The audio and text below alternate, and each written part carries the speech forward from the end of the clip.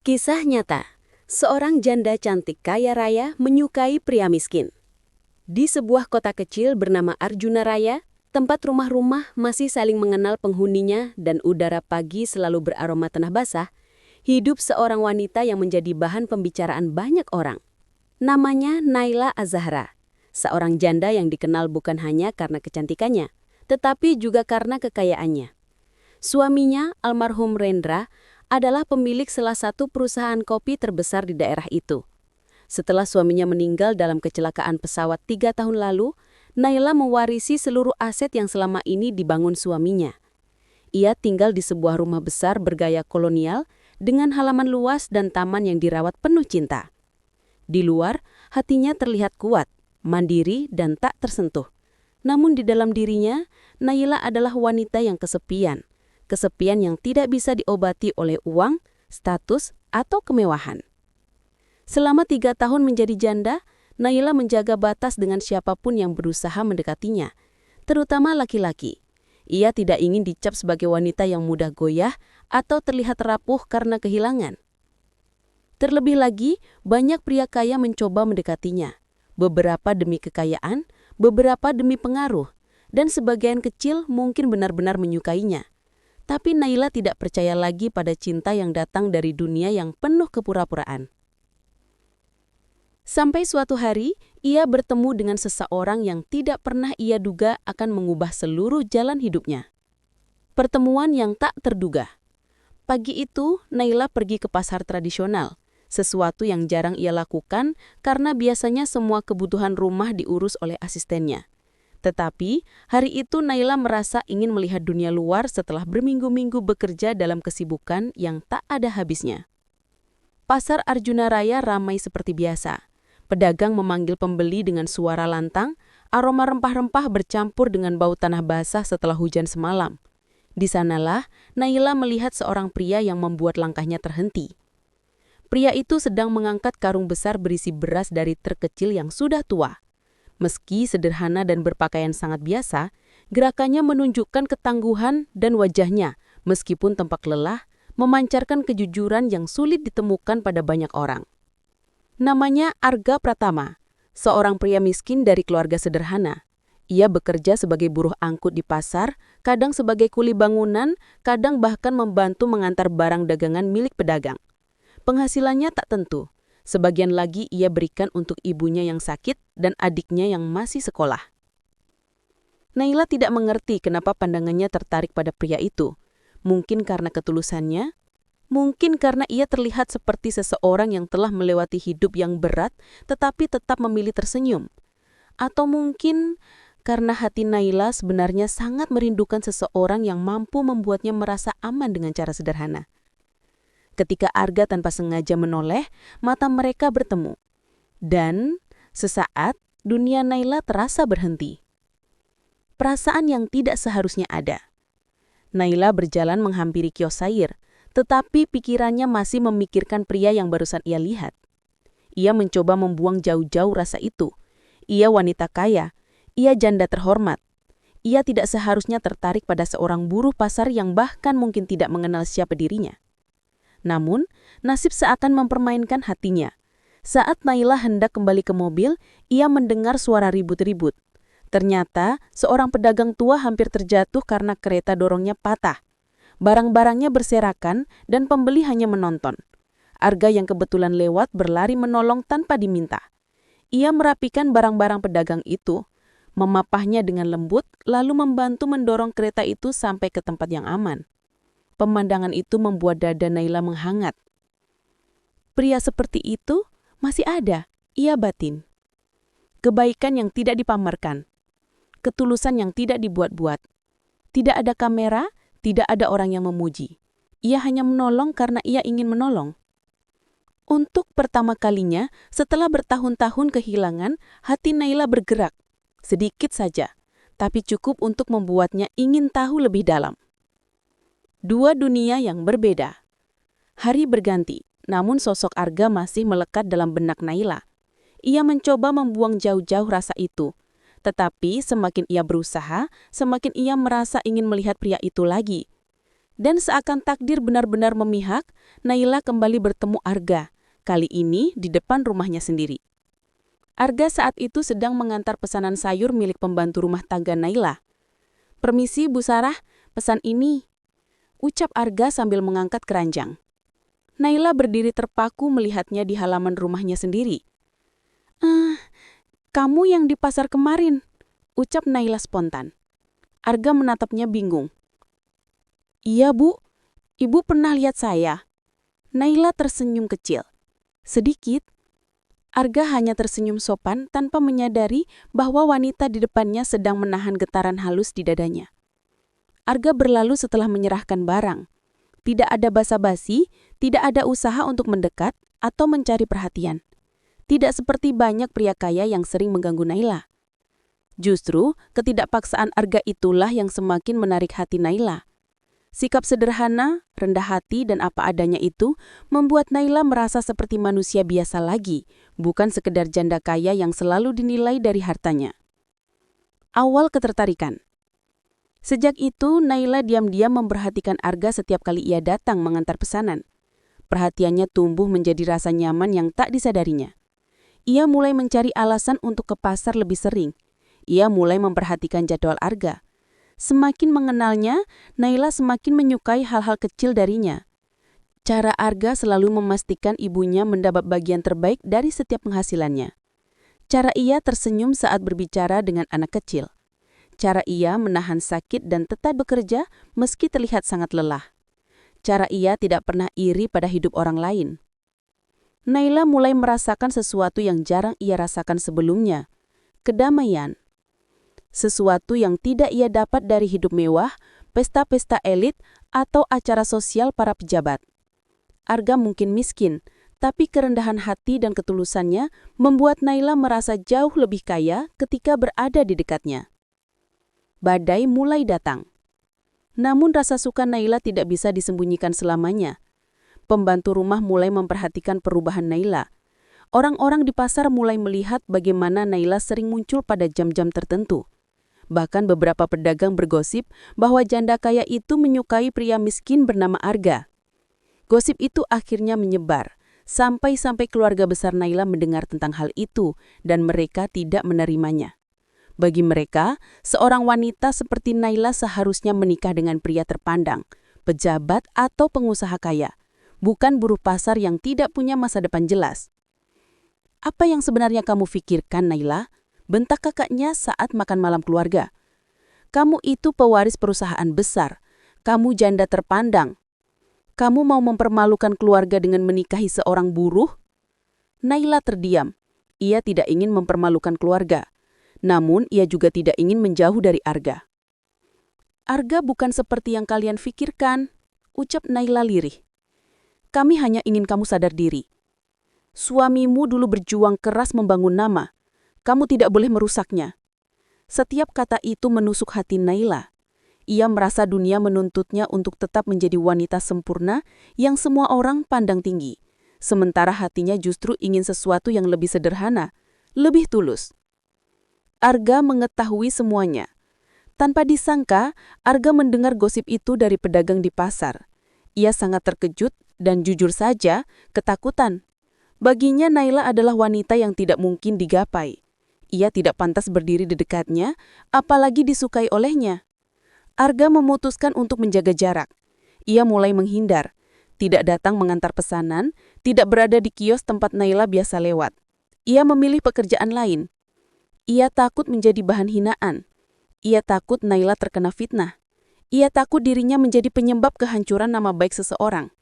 Dan yang paling ia takutkan adalah jatuh cinta pada wanita yang tidak mungkin ia miliki. Melihat Arga tiba-tiba menjauh, membuat Naila bingung dan sedih. Ia merasa kehilangan sesuatu yang bahkan belum benar-benar ia miliki. Hingga suatu sore, hujan turun sangat deras. Jalanan sepi. Arga sedang membantu pedagang menutup kios saat Naila datang dengan payung berlari menghampirinya. "Arga, tunggu!" Arga terkejut melihatnya. "Mengapa kamu menjauh dariku?" tanya Naila, suaranya pecah oleh desakan emosi. Arga menunduk. "Bu Naila, ibu terlalu baik untuk berada dekat dengan saya. Gosip itu, saya tidak ingin ibu dihina. Saya tidak peduli. Naila memotongnya. Yang saya peduli hanya kamu. Arga menahan napas. Kata-kata itu menusuk jauh ke dalam hatinya. Tapi saya tidak pantas untuk ibu, ucapnya pelan. Dunia kita berbeda. Naila menggeleng dengan mata berkaca-kaca. Arga, bukan dunia yang saya cari. Yang saya cari adalah seseorang yang membuat saya merasa hidup kembali. Arga terdiam. Hujan semakin deras. Mereka berdiri berhadapan, dengan suara hujan sebagai saksi. Untuk pertama kalinya, Arga melihat air mata Naila jatuh, dan hatinya tidak mampu lagi menyangkal perasaan yang ia coba bunuh sejak awal. Bu Naila, panggil saya Naila. Nah, Naila, kalau saya mengatakan bahwa saya juga menyukai ibu, apa yang akan terjadi pada hidup kita berdua? Naila tersenyum tipis melalui air matanya. Kita akan menghadapinya bersama. Dan untuk pertama kalinya, Arga membiarkan dirinya merasakan sedikit kebahagiaan yang selama ini ia tekan. Meski ia tahu, badai yang lebih besar masih menunggu. Angin pagi menyapa lembut halaman rumah besar milik Alia. Sinar matahari merambat masuk dari sela-sela tirai, menembus ruangan yang dipenuhi aroma bunga sedap malam. Namun di balik keindahan itu, Alia tidak benar-benar merasa damai. Ada sesuatu yang mengganggu pikirannya sejak beberapa minggu terakhir. Atau lebih tepatnya, seseorang. Raka. Pria sederhana, penuh sopan santun, dengan tatapan mata yang selalu turun ke bawah setiap kali berbicara dengannya. Sikap itu justru membuat Alia merasa nyaman, berbeda dari banyak laki-laki lain yang mengincarnya sejak ia menjadi janda kaya raya. Sejak suaminya, yaitu Arman, meninggal 3 tahun lalu, hidup Alia terasa sunyi. Ia memiliki segalanya, rumah mewah, bisnis restoran yang berkembang, kendaraan mahal, bahkan tabungan yang tidak habis meski dipakai bertahun-tahun. Tapi ia tidak punya satu hal, kehangatan seseorang yang melihat dirinya sebagai manusia, bukan sebagai pundi-pundi uang. Dan Raka, entah mengapa mampu memberikan itu hanya dengan keberadaan sederhana. Pagi itu Alia hendak pergi ke lokasi pembangunan rumah singgah yang ia sponsori. Ia memilih menyetir sendiri, sesuatu yang jarang ia lakukan semenjak suaminya Arman meninggal. Namun sebelum mobilnya keluar dari gerbang, ia melihat seseorang berdiri ragu-ragu di depan pagar. Seorang pria tinggi, kurus, dengan kaos kusam dan celana kerja. Raka. Alia turun dari mobil. Raka, kamu kenapa berdiri di luar? Tanyanya dengan nada lembut. Raka terkejut, lalu menunduk cepat. Maaf Bu Alia, saya tidak bermaksud mengganggu. Saya cuma mau mengembalikan gunting tanaman milik ibu yang kemarin saya pakai.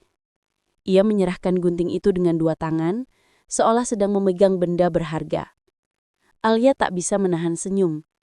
Kamu bisa masuk tahu, tidak perlu takut seperti itu. Raka gelagapan. Tidak enak Bu, rumah ibu besar, Kalimat itu menggantung. Dari raut wajahnya terlihat sekali bahwa ia merasa tidak layak memasuki rumah megah seperti itu. Alia tertentu. Raka, bukankah aku sudah bilang, jangan terlalu formal? Kamu bisa panggil aku Alia saja. Raka kaget, wajahnya memerah. Tidak bisa Bu, saya bukan siapa-siapa. Kalimat itu menusuk hati Alia. Bukan karena Raka merendahkan diri, tetapi karena ia mengingat suaminya dulu pernah berkata hal yang sama saat melamar dirinya. Kita semua adalah bukan siapa-siapa sebelum menemukan seseorang yang membuat kita berarti, pikir Alia. Alia menatapnya dalam-dalam. Kamu mau ikut aku ke proyek rumah singgah? Aku butuh seseorang yang bisa bantu ngecek bagian belakang bangunan. Kamu kan mantan pekerja konstruksi. Raka terlihat terkejut dan bingung. Boleh Bu, tapi apa saya pantas? Ya tentu, Kamu bukan pekerja rumahku. Kamu temanku. Raka terdiam, seolah tidak percaya mendengar kata itu. Teman. Di dalam mobil suasana awalnya canggung. Raka duduk sangat tegak dan kaku. Seakan-akan kursi akan pecah bila ia bersandar. Alia menahan tawa melihat tingkahnya.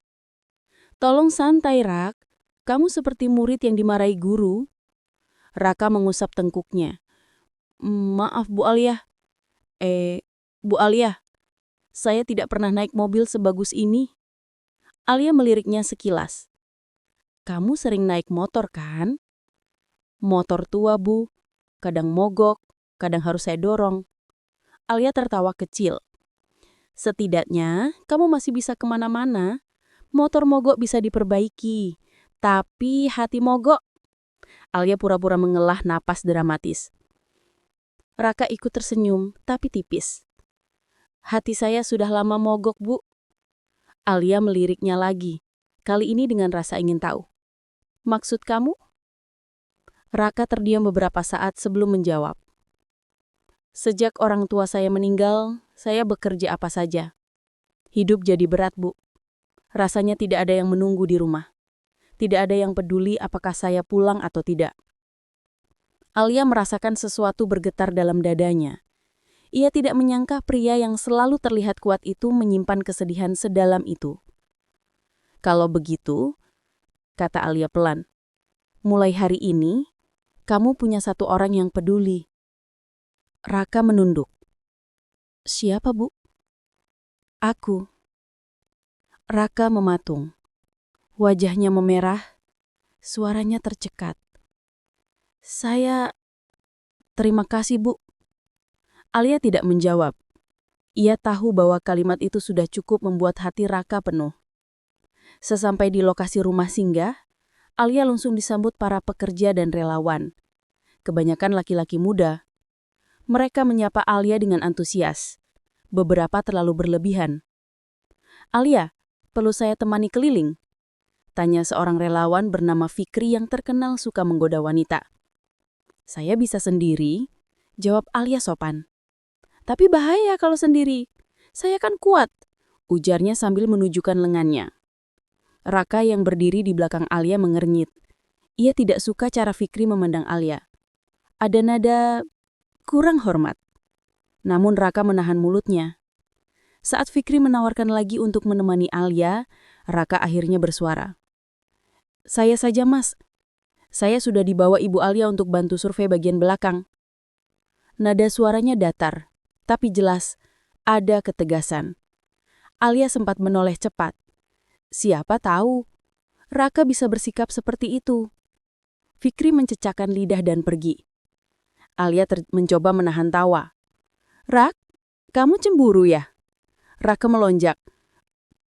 Tidak, Bu. Maksud saya...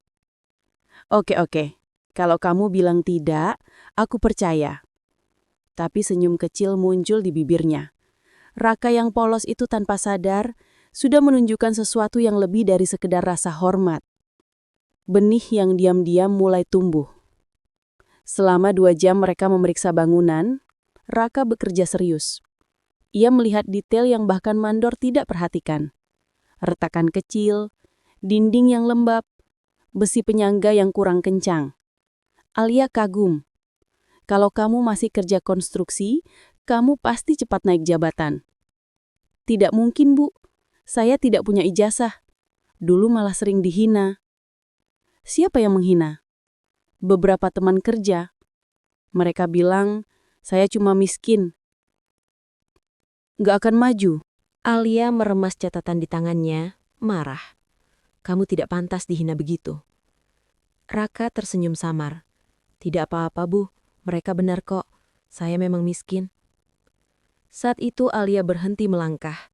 Ia berbalik, menatap Raka dengan mata yang berkilat. Dengar ya, Rak. Kemiskinan itu bukan kutukan. Kamu miskin bukan karena kamu bodoh atau tidak berguna. Kamu hanya belum diberi kesempatan. Raka terpaku. Alia mendekat 1 langkah, suaranya lembut namun tegas. Dan kalau kamu mau, aku bisa jadi orang yang memberi kamu kesempatan itu. Raka merasakan jantungnya berdebar tak terkendali.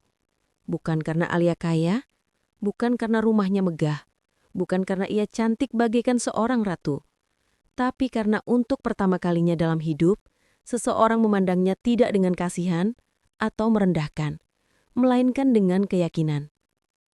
Alia, Raka hampir menyebut tanpa bu, tapi ia buru-buru menutup mulut. Alia tersenyum. Ya? Kenapa ibu baik sekali pada saya? Alia menatapnya lama, sangat lama. Karena kamu adalah satu-satunya orang yang membuat aku merasa hidup kembali. Raka terdiam, tidak tahu harus mengatakan apa. Matanya panas, dadanya sesak, tetapi tidak menyakitkan. Lebih seperti perasaan yang sudah lama tertahan.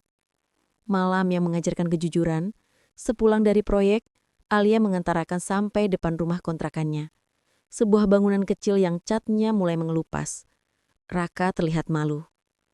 Maaf bu, rumah saya kecil dan kotor. Alia tersenyum lembut. Rumah ini lebih jujur dari rumah mewah manapun. Raka menatapnya bingung. Alia melanjutkan. Rumah yang kecil seringkali menyimpan hati-hati yang besar. Raka menunduk, tidak sanggup menahan haru. Sebelum turun dari mobil, Alia menahannya.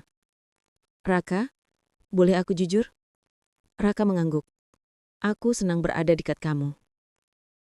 Raka membeku, kata-kata itu masuk ke hatinya seperti hujan pertama setelah kemarau panjang. Ibu, suaranya parau. Alia, pintasnya lembut. Raka menutup mata sebentar, menenangkan dirinya. Lalu perlahan-lahan ia membalas meski sangat pelan. Saya juga senang dekat ibu. Alia. Alia tersenyum. Senyum itu membuat wajahnya tampak seperti perempuan yang akhirnya menemukan sesuatu yang hilang. Namun, kedamaian tidak bertahan lama. Beberapa hari setelah itu masalah mulai datang. Bukan dari Raka, bukan dari Alia, tapi dari keluarga besar mendiang suami Alia yang selama ini diam-diam memperhatikan perkembangan hidupnya. Mereka mulai curiga bahwa Alia dekat dengan seorang pria miskin, dan mereka tidak akan diam. Mereka merasa berhak mengatur Alia. Mereka merasa bahwa janda muda seharusnya menjaga martabat keluarga. Mereka merasa bahwa Alia tidak boleh menurunkan kualitas dengan menyukai pria kelas bawah. Alia belum tahu apa yang sedang direncanakan. Namun takdir sudah mulai membentuk badai besar. Dan di tengah badai itu, Raka, tanpa ia sadari, akan menjadi orang yang paling diserang. Hari-hari setelah kunjungan ke rumah Singgah menjadi salah satu masa paling hangat bagi Alia. Entah bagaimana, keberadaan Raka mengubah rutinitasnya menjadi lebih hidup. Alia bangun dengan hati ringan dan tidur dengan senyum kecil yang tidak pernah muncul sejak 3 tahun lalu. Namun semakin sering Raka muncul di sekitar kehidupannya, semakin sering pula mata-mata orang memperhatikan. Dan dari sanalah badai mulai tumbuh. Bisikan-bisikan di belakang Alia.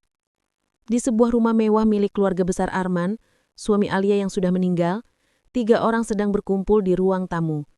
Ada Nadira, adik Arman yang terkenal ambisius. Ada Santi, sepupu Arman yang selalu iri pada kekayaan Alia. Dan ada Pak Bram, paman Arman yang bertahun-tahun menganggap bahwa dirinya berhak ikut campur dalam harta keluarga. Mereka duduk sambil memandang layar ponsel yang menunjukkan foto Alia dan Raka sedang berdiri di lokasi proyek rumah Singgah. Foto yang diambil diam-diam oleh salah satu pekerja yang suka bergosip. Nadira mendekak. Ini benar, kakak iparku yang cantik dan kaya raya itu dekat dengan pria seperti ini. Santi menjeringit. Pria miskin. Lihat bajunya. Murahan. Pak Bram menghempaskan nafas panjang. Alia itu kelihatan rapuh sejak Arman meninggal. Aku tidak mau harta keluarga jatuh ke tangan lelaki miskin tidak jelas. Nadira langsung menimpali. Kita harus hentikan ini. Foto ini saja sudah memalukan. Santi tertawa kecil. Kalau dia benar-benar jatuh cinta sama pria miskin, bisa kacau semua warisan. Kita harus lakukan sesuatu, sebelum Alia makin terpikat. Pak Bram mengetuk meja. Baik, kita harus temui Alia dan bicara. Kalau dia membantah, kita paksa. Aku tidak mau skandal ini merusak nama keluarga. Di ruangan itu, sebuah rencana perlahan terbentuk. Kekhawatiran pertama di hati Raka. Sementara itu di kampung kecilnya, Raka sedang mengelap motor tuanya saat temannya Anto datang. Anto membawa selebaran yang baru dicetak dari internet. "Rak, ini kamu ya?" Anto bertanya dengan nada hati-hati. Raka mengangguk tanpa melihat sulatnya. "Iya, kenapa?" "Ini, lihat dulu." Raka mengambil kertas itu. Matanya membesar.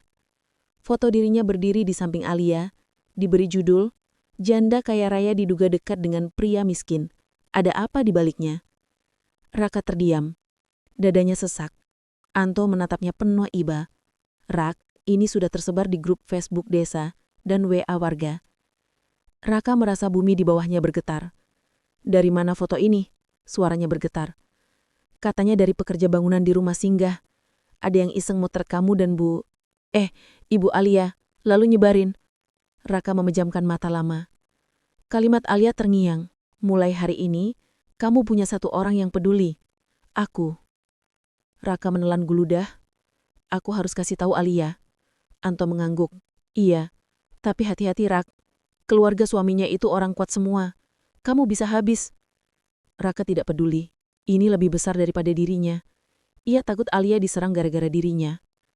Pertemuan yang tidak disangka. Sore itu, Alia baru saja kembali dari pertemuan bisnis. Ketika 3 mobil mewah berhenti di depan gerbang rumahnya, dia belum sempat menurunkan tas ketika seseorang mengetuk pintu rumah dengan keras. Pak Bram. Wajahnya dingin seperti batu. Di belakangnya berdiri Nandira dan Santi. Alia terkejut, tapi tetap sopan. "Paman Bram? Nandira? Santi? Ada apa datang tiba-tiba?" Pak Bram masuk tanpa permisi. "Kita perlu bicara sekarang." Alia memanggil pembantu untuk menyiapkan minum, tapi Pak Bram mengangkat tangan. "Tidak usah, pembicaraan ini tidak akan lama." Santi langsung menunjukkan layar ponselnya. Foto Alia dan Raka terpampang jelas. "Alia," Santi berkata dengan nada meremehkan. "Ini apa?" Alia menatap foto itu tanpa panik. "Itu saya dan Raka sedang inspeksi bangunan rumah singgah. Memangnya kenapa?" Nandira maju selangkah. "Kakak iparku, jangan pura-pura. Orang sudah ramai membicarakan ini. Kamu tahu, skandal begini bisa menjatuhkan nama keluarga?" Alia membalas tatapannya. "Tidak ada skandal, Raka hanya membantu." Pak Bram menghela nafas berat. Ia duduk seperti raja yang kecewa pada rakyatnya. "Alia, kau janda Arman. Kau masih membawa nama keluarga ini. Tidak pantas kau dekat dengan lelaki rendahan." Alia memucat sedikit. "Paman, Raka bukan rendahan. Dia miskin," potong Pak Bram tajam. "Tidak punya apa-apa, tidak selevel denganmu." Alia mengepalkan tangan. "Kesederhanaan bukan aib." Nandira tergelak sinis. "Alia, kamu cantik, kaya, pintar. Masa kamu mau menjatuhkan diri?" Santi menambahkan, "Kalau kamu ingin menikah lagi, cari yang pantas. Jangan yang cuma menembal karena ingin hartamu." Hatinya panas. Kata-kata itu menusuk lebih kejam dari pisau. Dengan suara tenang tapi tegas, Alia berkata, "Raka tidak pernah meminta apapun dariku. Justru dia membuatku merasa dihargai. Sesuatu yang kalian semua," ia menatap mereka satu persatu, "tidak pernah lakukan." Pak Bram berdiri. Suaranya menggema. "Alia, kalau kau terus dekat dengannya, kami akan menuntut hak waris Arman. Kau tahu artinya apa? Rumah ini, bisnis ini, mobil-mobilmu, semuanya bisa diambil alih. Kau tidak mau itu terjadi kan?" Santi tersenyum licik. Nandira memeluk bahu pamannya dengan puas. Alia sadar, ini ancaman. "Jadi, apa yang kalian mau?" tanya Alia perlahan. Pak Bram menatap dengan penuh kemenangan. "Jauhi laki-laki miskin itu, sekarang juga." Di saat ketegangan sedang memuncak, terdengar suara motor berhenti di depan rumah. Pintu pagar diketuk. Alia menoleh dari jendela. Ia mengenali motor tua itu. Raka. Ia datang tanpa tahu apa yang sedang terjadi. Alia segera berdiri. "Raka, tunggu. Jangan masuk dulu." Tapi terlambat. Pintu depan sudah terbuka. Raka masuk dengan wajah cemas. "Alia, aku harus bicara." Namun suaranya berhenti ketika ia melihat 3 orang asing berdiri dengan tatapan penuh kebencian. Pak Bram mengukur Raka dari kepala sampai kaki. Jadi ini lelaki miskin itu. Raka menunduk, tidak mengerti situasinya. Maaf paman, Pak Bram mengibaskan tangan. Jangan panggil aku paman, kau bukan keluarga. Nandira melipat tangan. Lihat Alia, inikah pria yang kamu pilih? Seorang tukang bangunan? Raka terkejut. Ia menatap Alia yang terlihat gelisah. Alia, apa yang mereka bilang? Alia membuka mulut, tapi Pak Bram lebih cepat. Anak muda, kau tidak layak dekat dengan Alia. Kau hanya membawa masalah. Jadi pergilah, sebelum kau mempermalukan diri sendiri. Raka menelan ludah. Untuk saat ia ingin pergi. Ia ingin menghindari semua drama. Ia miskin, tidak punya kuasa, tidak punya kekuatan untuk melawan. Namun, ia melihat wajah Alia, wajah yang menyimpan ketakutan dan harapan. Untuk pertama kalinya, Raka mengangkat wajahnya dan menatap langsung ke mata Pak Bram. Dengan suara pelan tapi tegas, ia berkata, "Saya mungkin miskin, Pak, tapi saya tidak pernah mempermalukan Alia. Saya menghormatinya." Nandira mendesis, "Kau beraninya berkata begitu?" Raka menunduk sedikit, bukan karena takut, tapi karena ia sopan. Alia orang baik, dia tidak pantas diperlakukan seperti tadi. Ruangan tiba-tiba hening. Tidak ada yang menyangka Raka akan bicara begitu. Alia menitikkan air mata kecil.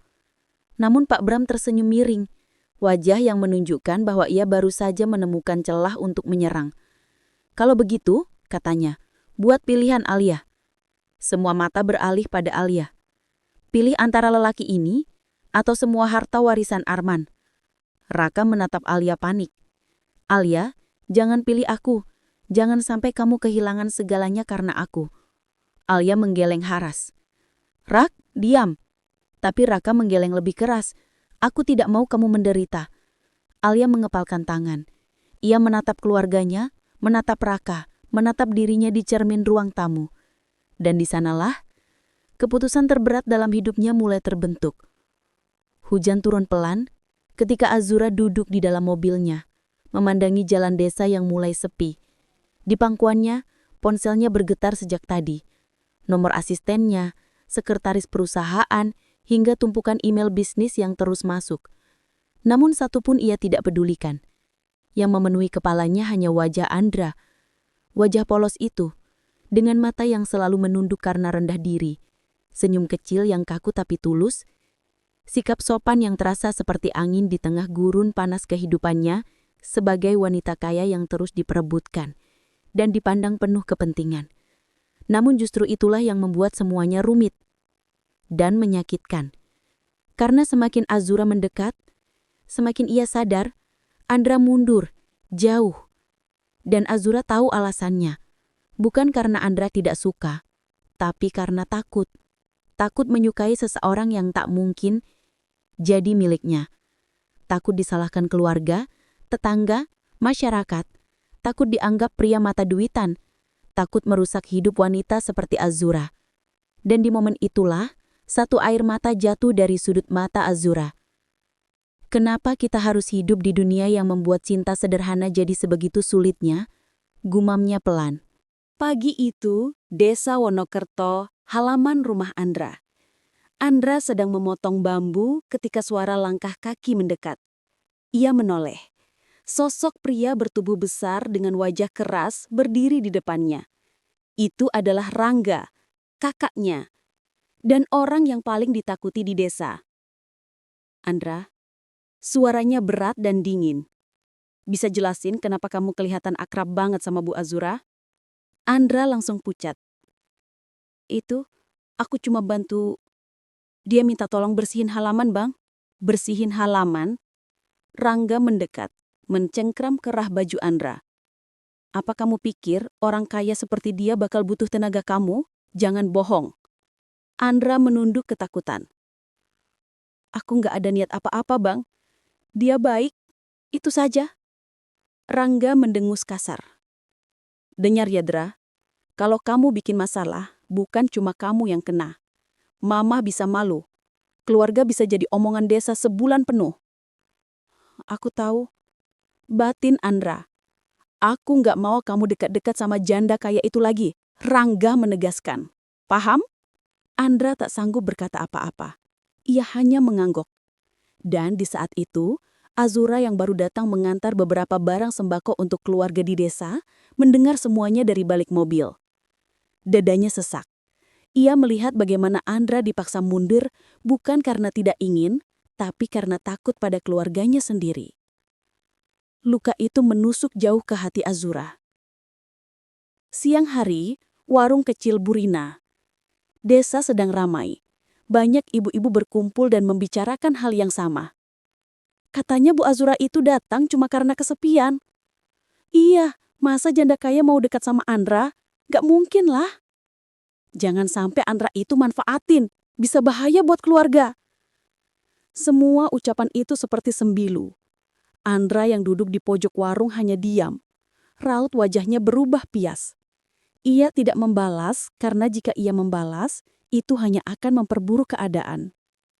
Dan di luar, Azura yang kebetulan mendatangi warung itu untuk membeli minuman, mendengar semuanya dari balik mobil. Dadanya sesak.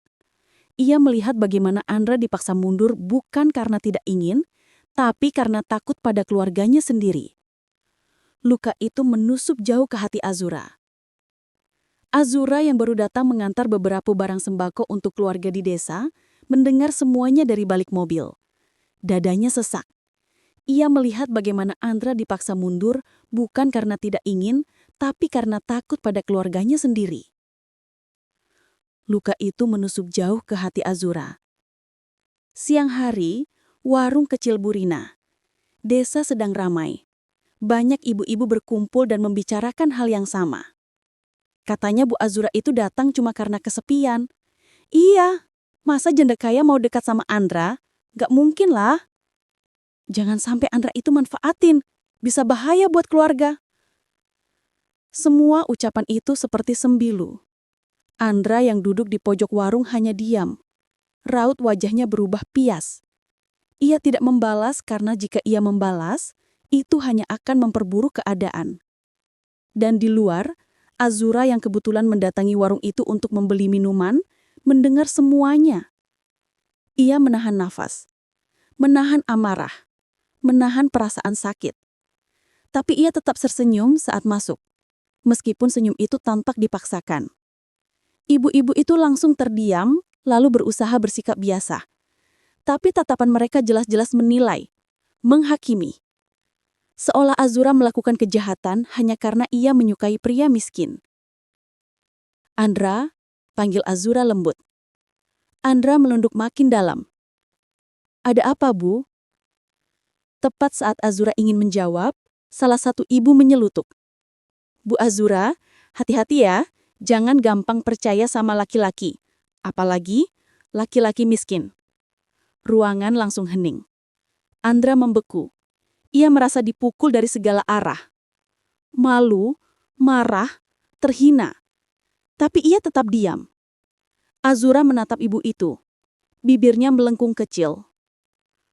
Bu, saya tidak pernah menilai seseorang dari uang di sakunya. Saya menilai dari isi hatinya. Semua orang terdiam. Azura melanjutkan, suaranya lembut tapi kuat.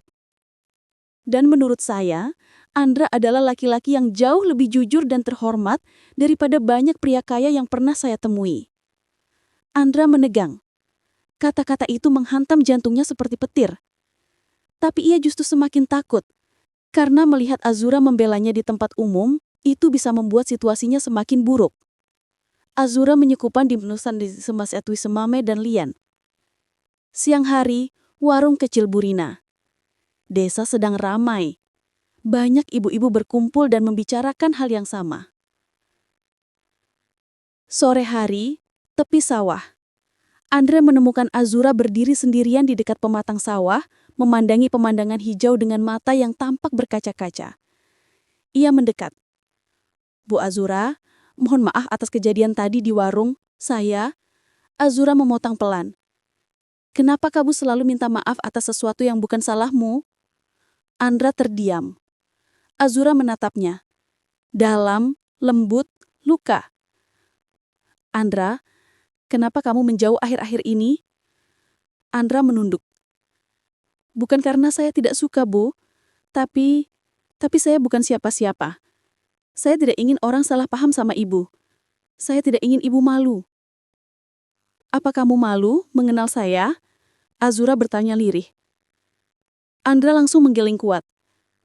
Tidak, saya sama sekali tidak malu. Saya tidak pantas. Azura tersenyum sedih. Andra, kemarin kamu bilang saya tidak mengerti hidup orang miskin. Tapi kamu juga tidak mengerti hidup saya. Andra mengangkat kepala perlahan. Saya kesepian, Andra. Sangat kesepian. Suara Azura mulai bergetar.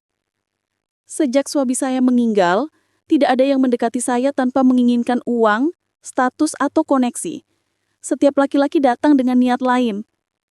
Dan ketika saya bertemu kamu, untuk pertama kalinya, saya merasa seperti manusia, bukan dompet berjalan. Andra terpaku. Hatinya seperti diremas. Saya tidak butuh harta kamu. Tidak butuh gelar kamu. Saya hanya ingin kamu sebagai manusia. Angin sore berhembus pelan, membelai wajah mereka. Tapi Andra tetap diam. Bukan karena tidak ingin, tapi karena terlalu takut.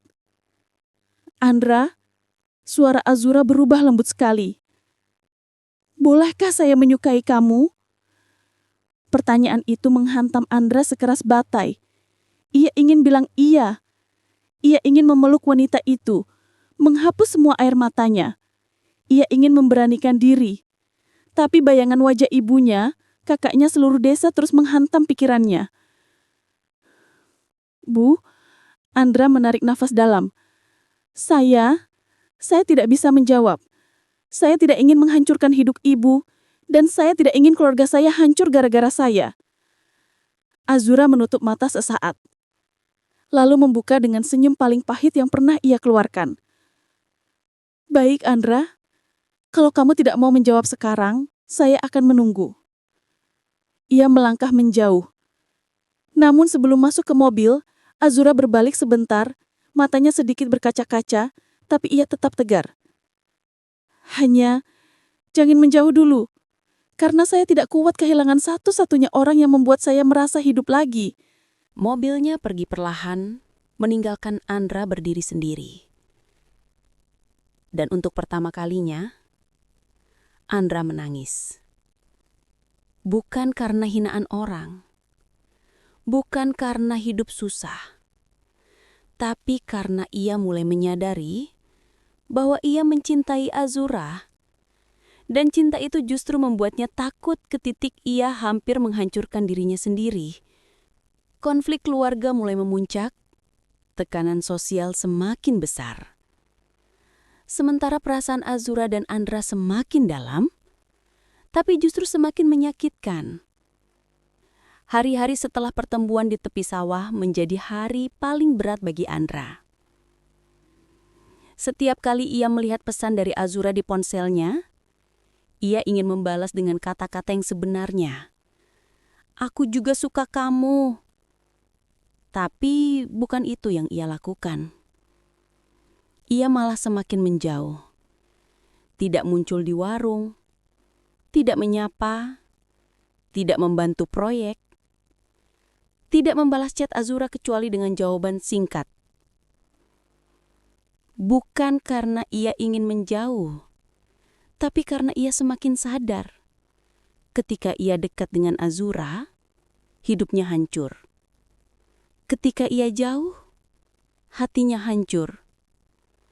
Namun ia tetap memilih mengorbankan dirinya. Tetapi konflik besar itu tidak datang dari Andra. Ia datang dari luar, dari tempat yang paling tidak mereka duga, dan dimulai oleh seseorang yang paling membenci hubungan mereka. Gosip besar. Janda kaya tiduri pria miskin di desa. Bukti foto tersebar. Pagi itu, Azura terbangun dengan notifikasi puluhan panggilan dari asistennya. Ada apa, Maya? Tanya Azura dengan nada panik. Suara Maya terdengar gemetar. Bu, media online memberitakan hal buruk tentang ibu. Berita apa? Sebaiknya ibu lihat sendiri. Azura membuka link yang dikirim. Dan detik ia melihatnya, wajahnya memucak. Judulnya, Janda Kaya Raya Diduga Tiduri Pria Miskin di Desa. Bukti foto tersebar. Azura menutup mulutnya. Lututnya hampir lemas. Di bawah judul itu, terpampang foto dirinya. Foto ketika ia sedang mengantar Andra pulang terlihat seperti sangat dekat. Foto yang dipotong, diperbesar, diputar agar terlihat intim. Dan komentar-komentar publik mulai menggila. Ngapain janda kaya cari yang gratisan? Pasti si kocok miskin itu modus. Apa itu laki-laki simpanan baru? Anak desa sekarang banyak yang nafsu lihat uang. Azura membaca setiap komentar seperti ditusuk jarum. Tidak, ini tidak benar. Ini jahat sekali.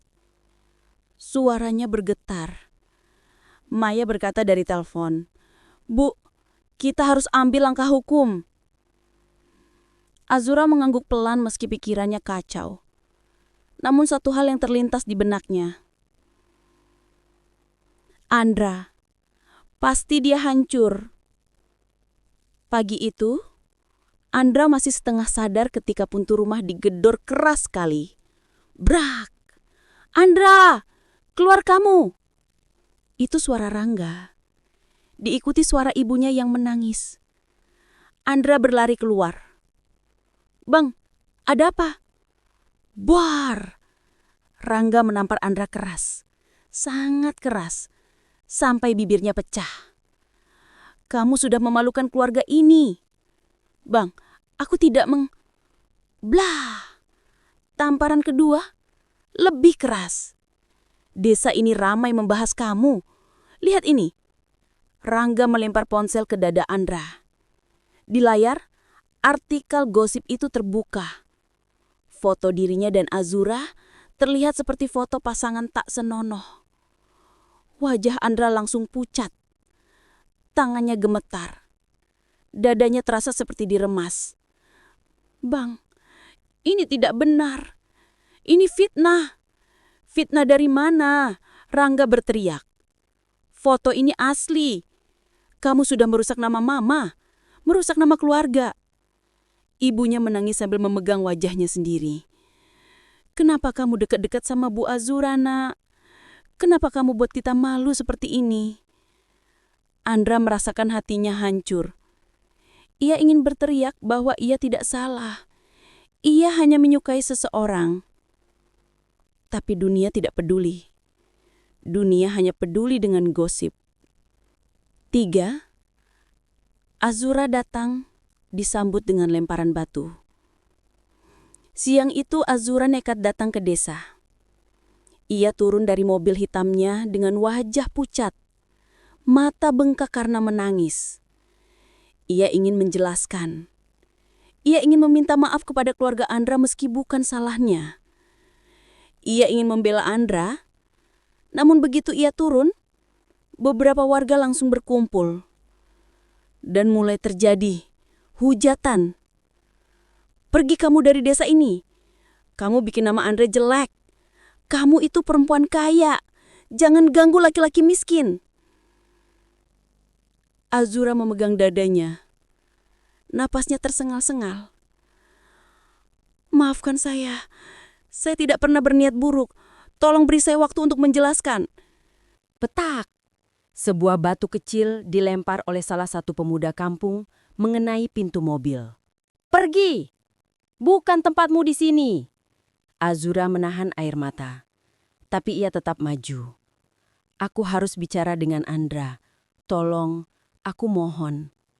Namun seorang lelaki paruh baya berdiri menghadangnya. Kau sudah merusak hidup anak itu. Tidak, lirih Azura. Aku benar-benar tidak. Kau yang membuat desa ini rusuh, teriak seorang ibu. Semakin banyak warga berkumpul. Semakin banyak yang berteriak. Dan ketika Azura mulai mundur karena ketakutan, Tiba-tiba seseorang memecahkan kerumunan. Andra, dengan wajah lebam akibat pukulan dari Rangga, dengan napas tersengal, dengan ekspresi hancur. Azura langsung menatapnya. Andra, tolong jangan kembali ke sini lagi. Suara Andra telan tapi tegas. Azura terdiam, wajahnya memucat. Lebih dari ketika membaca gosip tadi. Andra, kenapa kamu bilang begitu? Andra menunduk dalam. Aku tidak mau kamu disakiti karena aku. Tapi aku tidak peduli pada mereka, suara Azura pecah. Aku hanya peduli padamu. Kalimat itu membuat warga semakin marah. Hah, pengakuan cinta di depan umum, tidak tahu malu. Ini perempuan kacau. Andra, lepaskan dia. Andra tidak tahan lagi. Matanya mulai berkaca-kaca. Dalam hati ia ingin berteriak, "Aku mencintaimu, Azura." Tapi kata-kata itu berubah saat keluar dari bibirnya. "Pulanglah, Bu. Jangan cari saya lagi." Azura berhenti bernafas sejenak.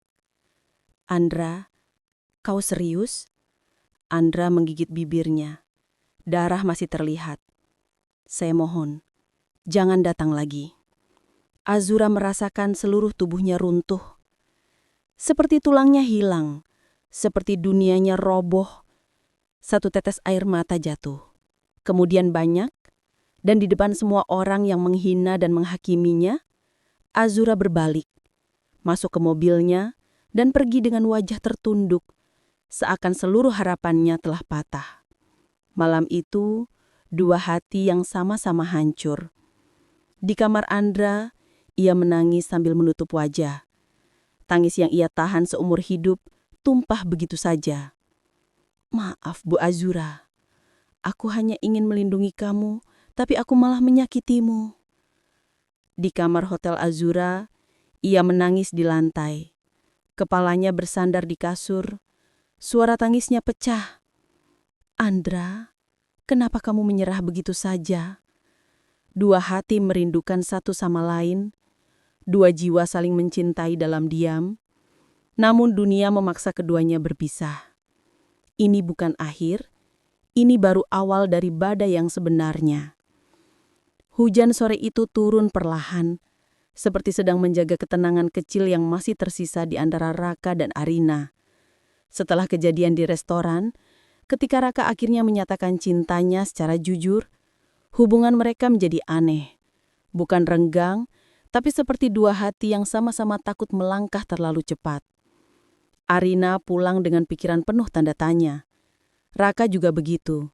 Keduanya saling mencintai, tetapi kehidupan keduanya sangat berbeda, sehingga setiap langkah terasa seperti menantang takdir. Malam yang penuh pertanyaan. Di kamarnya, Arina duduk sendirian sambil memandang cincin berlian yang sejak dulu selalu ia pakai. Itu adalah cincin peninggalan suaminya, seorang pengusaha kaya yang meninggal 5 tahun lalu. Cincin itu bukan sekedar perhiasan. Itu adalah kenangan, luka, dan kadang beban. "Apakah aku sudah benar-benar siap membuka hati?" Bisiknya pelan. Ia memikirkan Raka. Sederhana, jujur, polos dan tulus.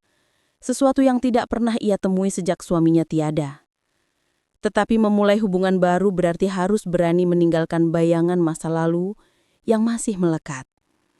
Di luar jendela, hujan turun semakin deras, seolah menyapu sisa keraguan yang masih menggantung. Raka dan kenyataan yang tidak bisa ia hindari. Sementara itu, Raka duduk di beranda rumah kontrakannya, menatap langit sambil memegang secangkir kopi hitam. Ibunya keluar perlahan dan duduk di sampingnya. "Kamu kelihatan bingung?" ujar ibunya, menatap putranya dengan penuh kehangatan. Raka hanya tersenyum tipis. "Bu, kalau seorang wanita jauh lebih kaya dari laki-laki, apa hubungan itu bisa jalan?" Ibunya menatap Raka, lalu tertawa kecil. "Cinta itu bukan soal kaya atau miskin, tapi soal seberapa kuat kalian pegang satu sama lain, walaupun dunia menolak." "Tapi aku takut, Bu. Takut jadi beban, takut nggak pantas." Ibunya meletakkan tangan di bahu Raka. "Kalau dia memilih kamu karena tulus, Berarti dia sudah lihat sesuatu dalam dirimu yang orang lain gak bisa lihat. Di kepala Raka, kata-kata itu menancap dalam. Tapi hatinya masih dipenuhi ketidakpastian. Undangan yang mengubah segalanya. Keesokan harinya, ponsel Raka bergetar. Arina, bisa ketemu sore ini? Ada hal penting. 3 kata terakhir membuat dada Raka seperti ditimpa batu besar. Ada hal penting. Biasanya, kalimat itu berarti salah satu dari 2 hal. Kabar baik atau perpisahan. Raka menelan ludah. Ia tidak tahu apa yang akan dihadapinya. Sore itu, Raka datang ke rumah Arina, rumah megah yang selalu membuatnya merasa kecil. Pagar besar terbuka perlahan, memperlihatkan taman luas dengan pepohonan yang tertata rapi. Arina sudah menunggu di depan pintu. Wanita itu terlihat cantik, tetapi ada raut serius di wajahnya. "Masuk," katanya lembut. "Kita bicara di ruang tengah." Raka mengikuti, tetapi ia bisa merasakan jantungnya berdegup 3 kali lebih cepat. Mereka duduk berhadapan, suasana hening cukup lama sebelum Arina akhirnya bicara. "Aku mau jujur soal masa laluku," katanya lirih. Arina melepaskan cincin berlian yang selalu ia pakai, lalu meletakkannya di meja. "Aku pernah menikah. Kamu sudah tahu. Tapi kamu belum tahu satu hal. Pernikahan itu bukan seindah yang dilihat orang." Raka mengangkat wajah, menatapnya tak berkedip. "Suamiku dulu bukan orang jahat. Tapi dia terlalu sibuk mengejar dunia. Aku kesepian selama bertahun-tahun. Ketika dia meninggal, aku kehilangan, tapi juga merasa bebas. Dan itu membuatku jadi istri yang buruk." Matanya berkaca-kaca. "Kadang aku takut membuka hati lagi, karena aku takut mengulang kesalahan yang sama." Kini Raka mengerti. Luka itu masih ada. "Arina, kamu gak salah apa-apa," ucap Raka perlahan. "Setiap orang punya masa lalu. Tapi masa lalu itu bukan untuk ditakuti, tapi pembelajaran di hidup kita." Arina menutup wajahnya sebentar. Air mata jatuh pelan. Lalu tiba-tiba ia bertanya, "Kalau aku serius sama kamu, kamu yakin bisa jalanin? Dengan segala perbedaan kita?" Raka terdiam lama. Kemudian ia menarik nafas dalam. "Aku yakin sama kamu. Bukan sama kehidupanmu. Bukan sama hartamu, tapi sama kamu." Arina menatapnya dengan bibir bergetar. Saat kejujuran berbuah tekad, suasana berubah hangat. Hati Arina seperti menemukan ruang yang sudah lama hilang. Raka mengulurkan tangan dan menggenggamnya dengan lembut. "Kita jalan pelan-pelan aja ya, gak perlu terburu-buru." Arina mengangguk. Senyum tipisnya kembali muncul. Setelah semua ketegangan itu, Raka hendak pamit pulang ke rumah, namun ketika ia berdiri, Arina memanggilnya. "Raka?" Ia menoleh. "Aku gak minta kamu jadi siapa-siapa. Aku cuma minta, jangan tinggalkan aku." Perkataan itu membuat dada Raka memanas, bukan karena sedih, tetapi karena rasa ingin melindungi. "Aku gak akan pergi, selama kamu gak nyuruh aku pergi." Arina senyum. Untuk pertama kalinya sejak suaminya meninggal, ia merasa benar-benar dihargai. Bayangan baru, ancaman baru. Namun kebahagiaan itu tidak bertahan lama. Ketika Raka pulang dan berjalan keluar dari gerbang rumah besar itu, seseorang diam-diam memperhatikannya dari dalam mobil hitam yang terparkir tidak jauh di sana. Seorang pria berjas, dengan tatapan tajam dan rahang mengeras. "Jadi ini laki-laki yang dekat dengan Bu Arina," gumamnya sinis. Pria itu mengambil ponselnya dan berkata dengan nada dingin, "Aku mau semua informasi tentang pria bernama Raka. Lengkap, secepatnya." Telepon ditutup. Di wajahnya tersungging senyum tipis penuh ancaman, seolah menandai dimulainya badai baru. Malam turun perlahan di kota itu. Lampu-lampu jalan mulai menyala, membentuk garis cahaya panjang di sepanjang trotoar. Namun di balik ketenangan itu, ada badai yang mulai tumbuh. badai yang tidak dilihat Arina maupun Raka. Pria berjas hitam yang mengamati Raka sore tadi bukan sekadar orang biasa. Namanya Leonard Wiratmaja, sepupu dari almarhum suami Arina, sekaligus salah satu pewaris perusahaan keluarga. Dan kedatangannya tidak membawa kabar baik. Arina mulai merasa diawasi. Keesokan harinya, saat Arina berada di ruang kerjanya di rumah, ia merasakan sesuatu yang aneh. Hawa di sekitar terasa dingin, bukan karena AC, tapi seperti ada tatapan yang mengintai. Ia mencoba mengabaikannya, tetapi perasaan itu tidak hilang.